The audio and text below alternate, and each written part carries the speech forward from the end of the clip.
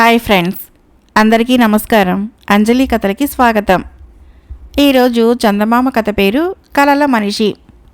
కథను రచించిన వారు వి జయరాం రెడ్డి గారు. అనంతపురి రాజ్యంలోని ఒక గ్రామంలో యువకుడొకడుండేవాడు. వాడికి చదువు సంధ్యలు పనిపాటలు ఏమాత్రమూ అబ్బలేదు. వాడికి నాన్న వాళ్ళెవరూ లేరు. గ్రామంలో అందరూ వాడిని వ్యర్థుడు అని పిలిచేవాళ్ళు. వాడి గ్రామంలోని విరూపాక్షాలయాన్ని అంటుపెట్టుకొని దైవ సందర్శనార్థము వచ్చే సాధు సన్యాసులకు సేవలు చేస్తూ ఉండేవాడు.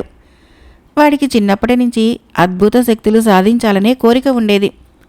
ఒకసారి హిమాలయ ప్రాంతాల వాడైన హఠయోగి ఒకడు దేశాటన చేస్తూ వ్యర్థుడుండే గ్రామానికి వచ్చాడు. ఈ హఠయోగి వయోవృద్ధుడే కాక అనారోగ్యంతో బాధపడుతూ ఉండేవాడు.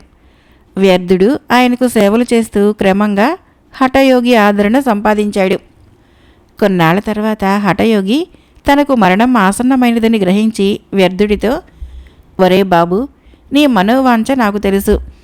ఇన్నాళ్లుగా నువ్వు నాకు చేసిన సేవలకు గాను తగిన మేలు చేస్తాను అని వాడి శిరస్సు మీద తలపెట్టి ఏదో మంత్రం చదివి, ఈనాటి నుంచి నువ్వు ఎలాంటి కల కన్నా అది జరిగి తీరుతుంది.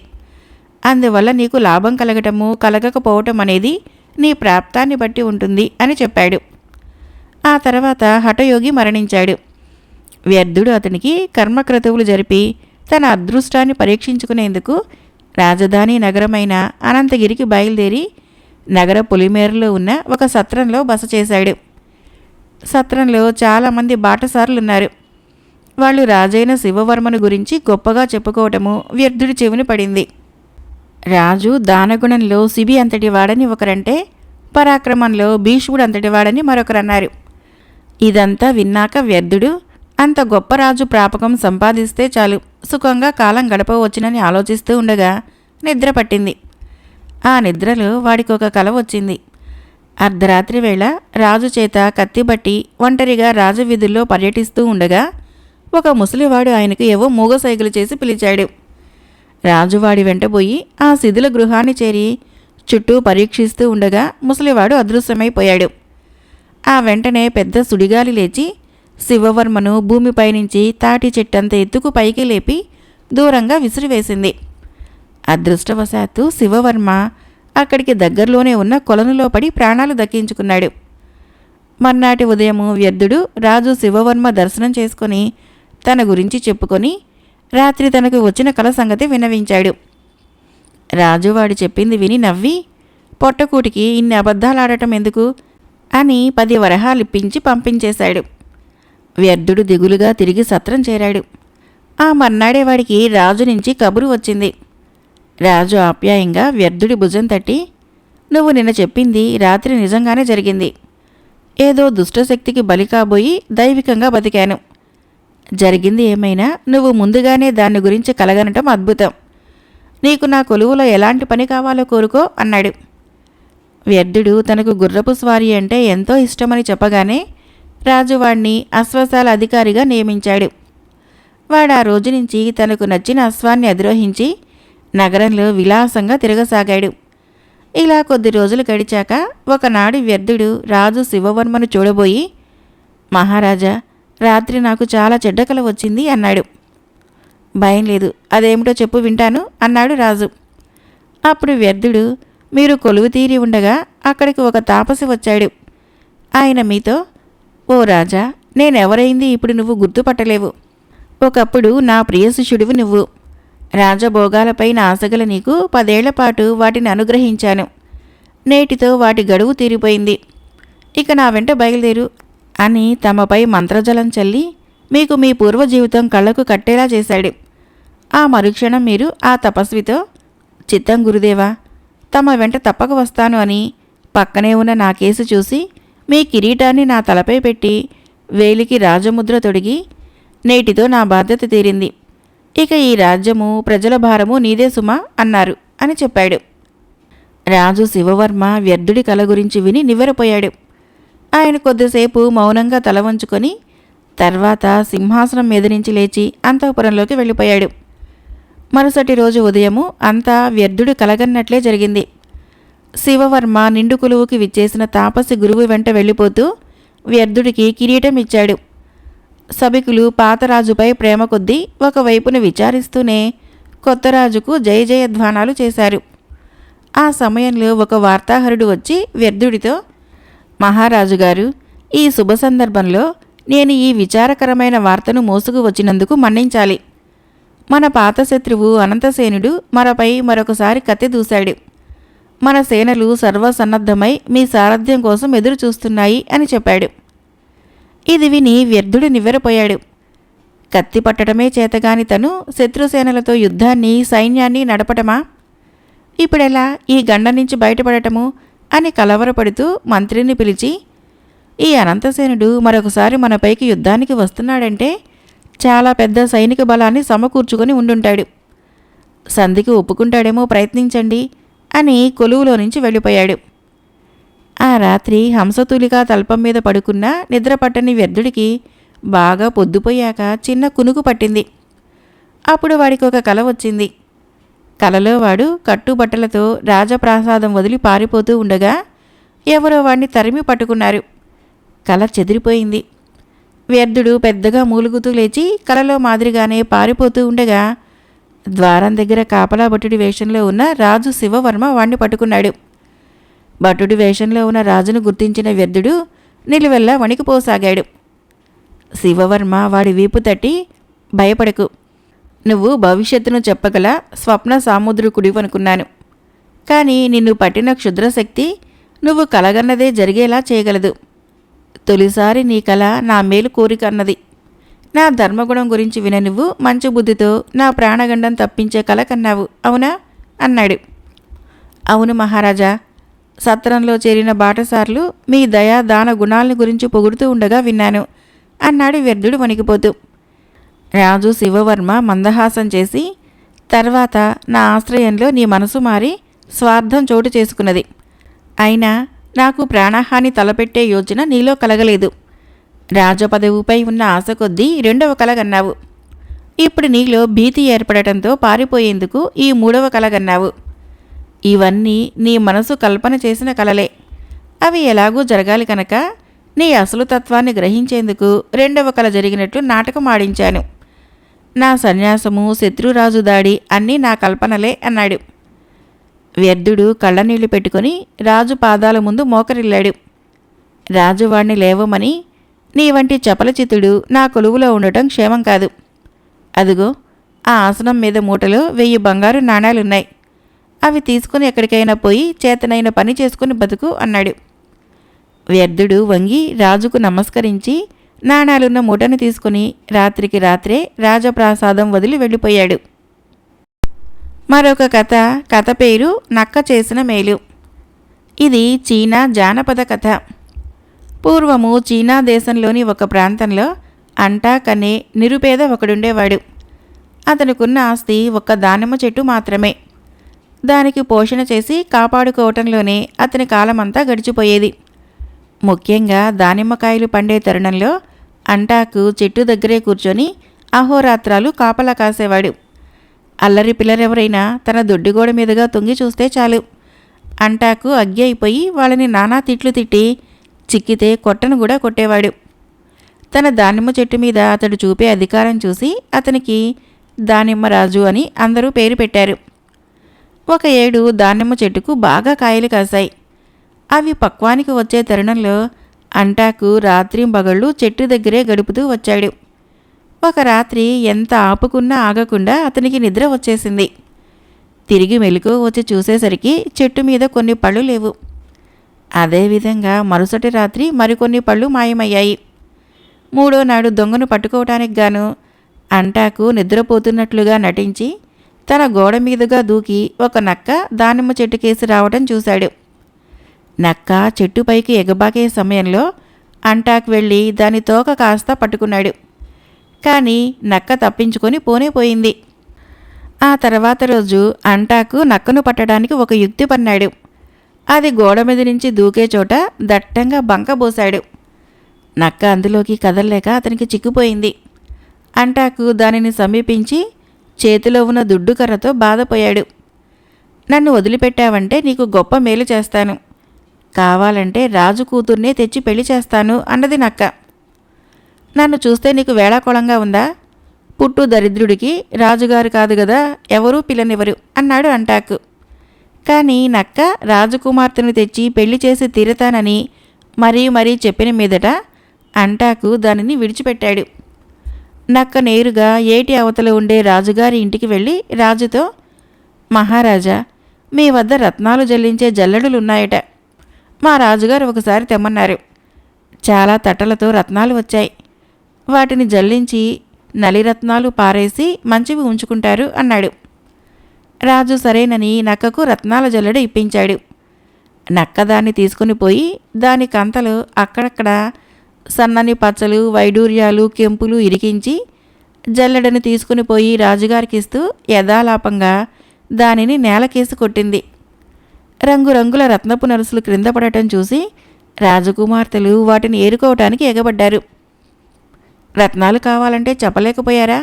మా అంటాకు రాజుగారిని అడిగి 4 ఒంటెల మీద పట్టించుకుని వచ్చి ఉందినే అన్నది నక్క. ఈ అంటాకు రాజుని తన అల్లుడిగా చేసుకోవాలని రాజుకు దురాశ పుట్టింది. ఆయన నక్కతో, రత్నాల మాటకేం గాని నువ్వు మధ్యవర్తిగా ఉండి మీ రాజుగారు మా 3 అమ్మాయిల్లో ఎవరినన్నా చేసుకునేటట్టు చేద్దు అన్నాడు. తొందరపడకండి, ఆయనకు అసలు పెళ్లి ఆలోచన ఉన్నది లేనిది కూడా నాకు తెలియదు. విచారించి వచ్చి చెబుతాను అన్నది నక్క. అది అంటాక్ వద్దకు తిరిగి వచ్చి, నీ పంట పండింది, రాజుగారు నీకు పిల్లనిస్తారట, పెళ్లికి బయలుదేరు అన్నది. అంటాకు దిగులు ముఖం పెట్టి, పెళ్లికి పోవాలంటే ఎంత డబ్బు చేత పట్టుకోవాలి, ఎంత సన్నాహం చేయాలి, నా దగ్గర చిల్లి గవ్వలేదే అన్నాడు. ఉపాయం ఉంటే అన్నీ చేయవచ్చు, నువ్వు కట్టుబట్టలతో కదులు, మిగతాది నేను చూస్తాను అన్నది నక్క. ఇద్దరూ బయలుదేరి ఏటి వద్దకు వచ్చారు. అంటాకుని మెడలోతు నీటిలో నిలిచి ఉండమని చెప్పి నక్క ఏరు దాటి నేరుగా రాజు వద్దకు వెళ్ళింది. మహారాజా, మా రాజుగారు 40 ఒంటెలపైన నవరత్నాల రాసులు ఎక్కించి పెళ్లికి తరలి వస్తూ ఉండగా ఏరు పొంగి ఒంటెలన్నీ కొట్టుకుపోయాయి. పరివారమంతా ఏటిపాలయ్యారు. మా రాజుగారి బట్టలన్నీ ప్రవాహంలో కొట్టుకుపోయాయి. ఏం చెయ్యాలో నాకు పాలుపోవటం లేదు అన్నది నక్క రాజుగారితో. పోయిందానికేం చేస్తాము అంటూ రాజుగారు తనకు కాబోయే అల్లుడికి మంచి దుస్తులు అవి తీసుకొని తన పరివారంతో ఏటి వద్దకు వచ్చాడు. అంటాకు తన కాబోయే మామగారిచ్చిన రాజోచితమైన దుస్తులు ధరించి ఆయన వెంట వెళ్ళాడు. అంటాకుకు రాజుగారి 3వ కుమార్తెకు వైభవంగా పెళ్లి జరిగింది. విందులు వినోదాలు ముగిసినాక అంటాకుకు ఒక పెద్ద బెంగ పట్టుకున్నది. అతను నక్కతో, ఇంతవరకు బాగానే జరిగింది, నేను నా భార్యను కాపరానికి తీసుకుపోగానే నిజం బయటపడిపోతుందే, ఏం చేసేని అన్నాడు దిగులుగా. అప్పటి మాట అప్పుడు చూసుకుందాము అన్నది నక్క. కొన్ని దినాలు గడిచినాక రాజుగారు మంచి ముహూర్తం చూసి అల్లుడి వెంట తన కుమార్తెను సిబ్బందితో సహా కాపరానికి పంపాడు. నక్క ముందుగా పరిగెత్తి వెళ్ళింది. దారిలో దానికొక ఒంటెల బిడారు ఎదురైంది. నక్క బిడారు యజమానితో, బందిపోటు తరుముకొస్తున్నది, నువ్వు బయలుదేరిన వేళ మంచిది కాదు, నీ సొత్తంతా వాళ్ళు దోచుకుపోతారు అన్నది. బిడారు యజమాని నక్క వచ్చిన దిక్కుగా చూశాడు. గాలిలో దుమ్ము లేస్తూ ఉండటం అతనికి కనిపించింది. అతను కంగారుపడి, ఏం చేయను, నా ప్రాణం ఎట్లాగైనా కాపాడు అన్నాడు నక్కతో. వాళ్ళు వచ్చి ఈ బిడారు ఎవరిదని అడిగితే అంటాక్ మహారాజుదని చెప్పు, వాళ్ళు నిన్నేమీ చేయక తమ దారిని వాళ్ళు వెళ్ళిపోతారు అన్నది నక్క. నక్క ముందుకు వెళ్ళిపోయింది. కొద్దిసేపట్లో రాజుగారి సిబ్బంది అటుగా వచ్చింది. రాజకుమార్తె వెంట ఉన్నవాళ్ళు బిడారు యజమానిని, ఈ బిడారు ఎవరిది అని అడిగాడు. ఆ మనిషి అంటాక్ మహారాజు గారిది అన్నాడు. రాజకుమార్తె వెంట ఉన్నవాళ్ళు సంతోషించారు. నక్క దారిలో కనిపించిన ఒక గుర్రాల మంద యజమానికి, ఒక గొర్రెల మందను కాసేవాడికి కూడా ఇలాగే చెప్పింది. రాజకుమార్తె మనుషులు, ఈ గుర్రాల మంద ఎవరిది, ఈ గొర్రెల మంద ఎవరిది అని అడిగితే ఆ మందల వెంట ఉన్న మనుషులు అంటాక్ మహారాజు గారిది అని జవాబు చెప్పారు. వాళ్ళు సంతోషించారు. చివరికి నక్క ఒక రాక్షసుడి కోటకేసి వెళ్ళింది. రాక్షసరాజు నక్కను చూసి, ఏమిటి అట్లా వగర్చుతూ వస్తున్నావు అని అడిగాడు. ఇంకేముంది, కొంప మునిగిపోయింది, బందిపోటు వచ్చి పడుతున్నది, నేనేంటి అందరూ పారిపోతున్నారు, బతికుంటే బలుసాకు తినవచ్చు, లక్షల సంఖ్యలో ఉన్నారు, నువ్వు వాళ్ళని ఏం చేయగలవు, ప్రాణం కాపాడుకో అన్నది నక్క. రాక్షసరాజు కంగారుపడి, ఎట్లా కాపాడుకోను, ఇప్పుడెక్కడికి పోను అన్నాడు. గాడి పొయ్యిలో పడుకో, నీ మీద కట్టెలు కప్పేస్తాను, వాళ్ళు వెళ్ళాక పైకి వద్దు గాని అన్నది నక్క. రాక్షసరాజు గాడి పొయ్యిలో పడుకున్నాడు. వాడి పైన కట్టెలు పేర్చి నక్క వాటికి నిప్పులు పెట్టింది. రాక్షసరాజు చచ్చిపోయాడు. నక్క పెళ్లివారి సిబ్బందికి ఎదురు వెళ్ళి దారి చూపి రాక్షసరాజు కోటకు వారిని తీసుకుని వచ్చింది. ఆ కోట చూసి అదే అంటాక్రాజు కోట అనుకొని పెళ్లి కూతురు, ఆమె వెంట వచ్చిన పరివారము చాలా సంతోషించారు. అంటాకు తన భార్యతోనూ ఆమె వెంట వచ్చిన పరివారంతోనూ సుఖంగా జీవిస్తూ వచ్చాడు. నక్క కూడా వారి వెంటనే ఉండేది. ఒకనాడు అంటాక్ వద్దకు వచ్చి, నేను నీకింత ఉపకారం చేశాను, నేను చచ్చిపోతే నన్నేం చేస్తావు అని అడిగింది. నెత్తిని పెట్టుకుంటాను అన్నాడు అంటాకు. కొంతకాలానికి నక్క చచ్చిపోయింది. అంటాకు మాట ఇచ్చిన ప్రకారము నక్క చర్మంతో టోపీ చేయించి దానిని నెత్తిమీద పెట్టుకున్నాడు. ఈ ఆచారము ఇప్పటికీ ఆ ప్రాంతంలో ఉన్నది. వాళ్ళు నక్క చర్మాలతో చేసిన టోపీలు పెట్టుకుంటారు. మరొక కథ పేరు రాజసత్కారం. రచించిన వారు కె రావు గారు. ఒకనాడు రామశాస్త్రి అనే కవి సరుకులు కొనేందుకు కిరాణా కొట్టుకు వెళ్ళాడు. ఆ సమయంలో కొట్టు యజమాని భూపతి పక్కన ఉన్న మరొకడితో సందర్భోచితంగా చెబుతున్న నీతివాక్యాలు రామశాస్త్రి విన్నాడు. అవి అతడికి ఎంతో ఆనందం కలిగించాయి. ఆ రాత్రి రామశాస్త్రి దీక్షతో కూర్చొని భూపతి నీతివాక్యాల ఆధారంగా కొన్ని పద్యాలు రాసి తెల్లవారిన తర్వాత ఆ ఊరి జమీందారు దగ్గరికి పోయి వాటిని వినిపించాడు. జమీందారు రామశాస్త్రిని ఎంతగానో మెచ్చుకొని బహుమానంగా 50 బంగారు కాసులు ఒక సంచిలో వేసి ఆయనకిచ్చాడు. రామశాస్త్రి ఆ బహుమానంతో సరాసరి భూపతి కిరాణా దుకాణానికి వెళ్ళి, చూడు భూపతి, నా పాండిత్యం గుర్తించిన జమీందారు నాకిచ్చిన బహుమానము అంటూ డబ్బు సంచిని భూపతికి చూపించాడు. అలాగా అంటూ భూపతి ఆశ్చర్యపోయాడు. రామశాస్త్రి చిరునవ్వు నవ్వి, నీ నీతివాక్యాలే నేను రాసిన పద్యాలకి జీవము అన్నాడు. రామశాస్త్రి మెచ్చుకోలు మాటలకు పొంగిపోయిన భూపతి ఆయన్ని కూర్చోమని, శాస్త్రిగారు, మీరు ఓపిగ్గా రాయాలే కానీ నేనెన్నో అద్భుత విషయాలు చెప్పగలను అన్నాడు ధీమాగా. ఆనాటి నుంచి పని ఉన్నా లేకపోయినా రామశాస్త్రి భూపతి కొట్టు వద్దకు పోయి రోజు కొంతసేపు కూర్చొని మాట్లాడి వెళుతూ ఉండేవాడు. ఒకనాడు భూపతి పక్షులు వాటి మూగ భాష పైన రామశాస్త్రికి ఎన్నో ఆసక్తికరమైన విషయాలు చెప్పాడు. రామశాస్త్రి వాటి సారాంశం తీసుకొని మరికొన్ని పద్యాలు రాసి పక్క ఊరి జమీందారుకు వినిపించాడు. ఆయన కూడా చాలా సంతోషించి రామశాస్త్రికి 100 బంగారు కాసులు బహుమతిగా ఇచ్చాడు. ఈ సంగతి విన్న భూపతి, నాలో నివురుగప్పిన నిప్పులా ఇంత ప్రతిభ ఉన్నదన్నమాట అనుకొని చాలా గర్వపడ్డాడు. అయితే రామశాస్త్రి మాత్రము అతడు కోకొల్లలుగా చెప్పే విషయాల నుంచి తనకు నచ్చిన కొద్దిపాటి తీసుకొని మిగతాది గాలికి వదిలేస్తూ ఉండేవాడు. ఒక రోజున భూపతి ఆ దేశపు పరిపాలనా విధానం గురించి చాలాసేపు మాట్లాడాడు. రామశాస్త్రి దాని సారాంశం తీసుకొని ఎంతో శ్రమించి కొన్ని పద్యాలు రాశాడు. అవి ఆణిముత్యాల్లా తయారయ్యాయి. రాజధానికి వెళ్ళి ఆ పద్యాలని రాజుకు వినిపించాలన్న కోరిక కలిగింది రామశాస్త్రికి. ఆయన మర్నాడే బయలుదేరిపోయి రాజును దర్శించి ఆయనకు తను రాసిన పద్యాలు వినిపించాడు. రాజు వాటిని 1కి 2 సార్లు చదివించుకొని విని చాలా ఆనందించాడు. ఆయన రామశాస్త్రితో, 4 రోజుల పాటు మా అతిథి గృహంలో ఉండండి, తర్వాత మీకు నిండు సభలో సత్కారం చేస్తాను అన్నాడు. ఈ సత్కారం వార్త గ్రామం చేరగానే భూపతి హడావుడిగా ప్రయాణం కట్టి రాజధానికి వెళ్ళాడు. 5వ నాడు రాజు నిండు సభలో రామశాస్త్రిని రాజు పద్యాలు చదవవలసిందిగా కోరాడు. రామశాస్త్రి అలాగే చేశాడు. సభలో ఉన్న వాళ్ళందరూ హర్షధ్వానాలు చేశారు. రాజు రామశాస్త్రి పాండిత్యాన్ని గొప్పగా పొగిడి ఆయన మెడలో పెద్ద పూలమాల వేసి 1000 బంగారు కాసులు బహుకరించాడు. సభలో ఉండి ఇదంతా చూస్తున్న భూపతికి రామశాస్త్రి పైన ఎక్కడలేని ఈర్ష్య కలిగింది. అతడు సభికుల మధ్య లేచి నిలబడి, మహారాజా, ఈ రామశాస్త్రి గారికి జరిగిన ఈ ఘన సత్కారంలో సగం వాటా నాకు రావలసి ఉన్నది. ఆయన మా ఊరివాడే అని జరిగిందంతా వివరంగా చెప్పాడు. అంతా విన్న రాజు మందహాసం చేసి, భటుడి చేత ఒక చెరుకుగడ తెప్పించి దాన్ని భూపతికి ఇవ్వమని ఆజ్ఞాపించి ఆ చెరుకుగడలో నుంచి ఎంత బెల్లం వస్తుందో ఇప్పుడు నువ్వు సరిగ్గా చెప్పగలవా అని ప్రశ్నించాడు. మహారాజా, ఈ ప్రశ్నకు జవాబు నేనే కాదు, ఎవరూ చెప్పలేరు. ఈ చెరుకుగడని గానుగులో వేసి తిప్పిన తర్వాతే ఎంత బెల్లం వచ్చేది తెలుస్తుంది అన్నాడు. అప్పుడు రాజు, చూసావా, ఈ రామశాస్త్రి గారికి నువ్వు చెప్పిన విషయాలన్నీ ఈ చెరుకుగడ లాంటివే. ఆయన తన పాండిత్యంతో వాడికి కావ్య లక్షణాలు కల్పించాడు అన్నాడు. భూపతి తన తప్పును తెలుసుకొని రాజుకు రామశాస్త్రికి నమస్కరించి సభ నుంచి బయటకు వెళ్ళిపోయాడు. మరొక చిన్న కథ పేరు తప్పిన గండం. రచించిన వారు బూర్లె నరసింహశాస్త్రి గారు. నీలయ్య అనేవాడు రాజుగారి భవనంలో గుడ్డలు ఉతుకుతూ బతుకుతుండేవాడు. వాడికి రాత్రి వేళల్లో రకరకాల వేషాలు ధరించి నగర సంచారం చేయటం సరదా.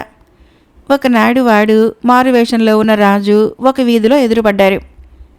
మునివేషంలో ఉన్న రాజును చూసి నీలయ్య, ఎక్కడికి పోతున్నావు ఈ అర్ధరాత్రి వేళ అని గంభీరంగా ప్రశ్నించాడు. సత్రానికి నాయనా అన్నాడు రాజు. సత్రానికా దొంగతనానికా?